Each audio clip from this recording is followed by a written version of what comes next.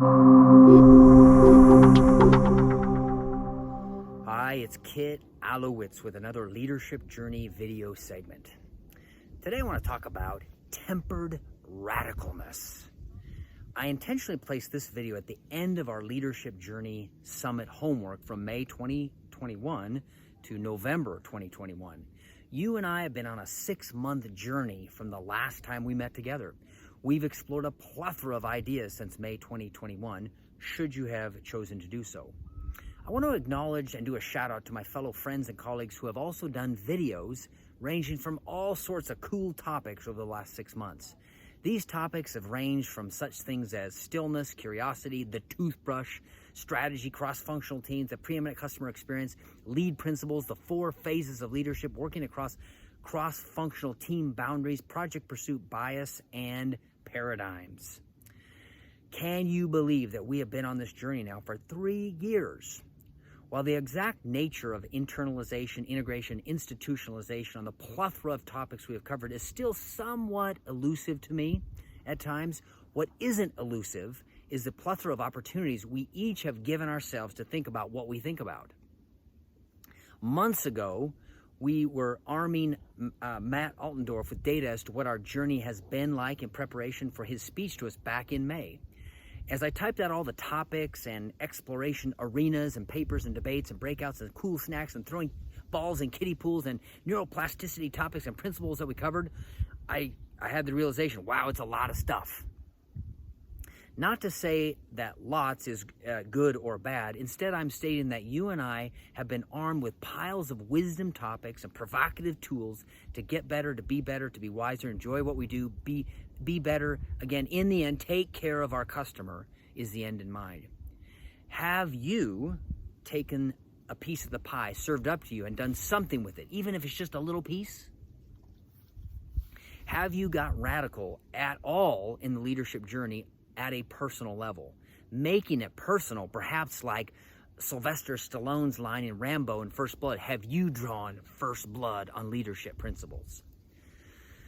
Like taking the chance to do things like internalize, integrate, and work together to find ways to institutionalize. Well, anyway, the word radical takes me to my powerful emotional close video concept as it relates to the May 2021 to November 2021 homework extravaganza. I want to talk about it in terms of what I'm calling tempered radicalness. Now, the term I discovered when I came across one of Adam Grant's books, Originals, which I very much enjoyed. And the subtitle says, How Nonconformists Move the World.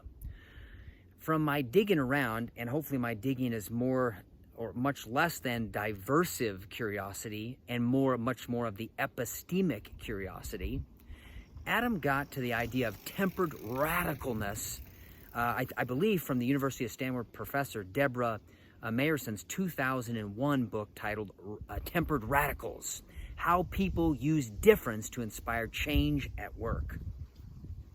Now again, I found Adam's book Originals particularly intriguing to me. To me, to be considered a nonconformist, that would be an honor. Additionally, this idea of being radical, it's pretty darn appealing to me. And even more appealing is the idea of being considered a tempered radical.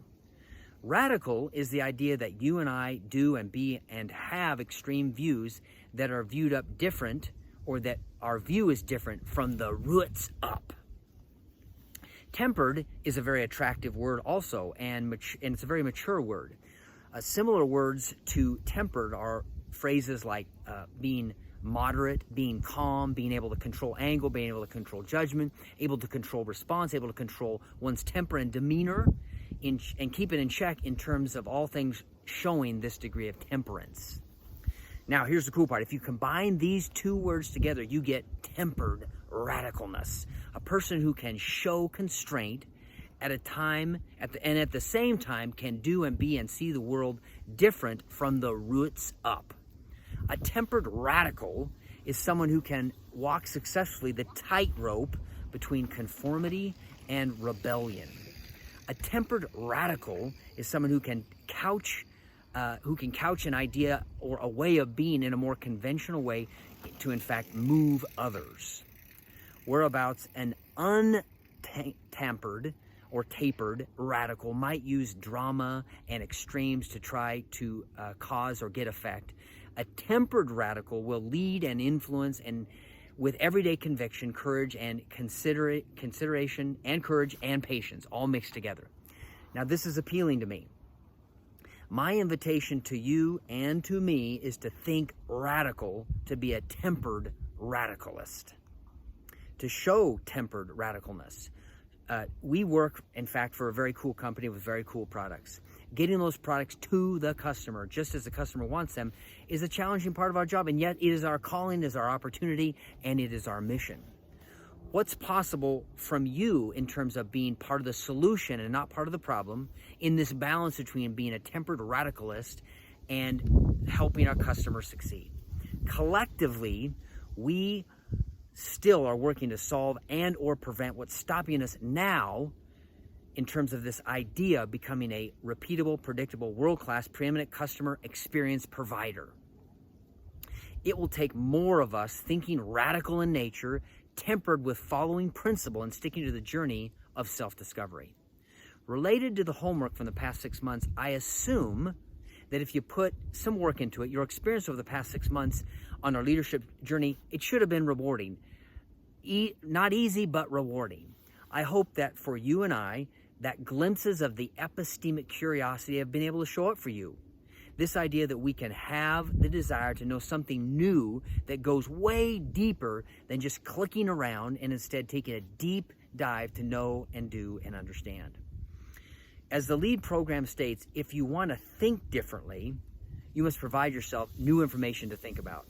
The search for a preeminent customer experience for our customers is juicy and it's loaded with epistemic curiosity. We must go there in order to be there.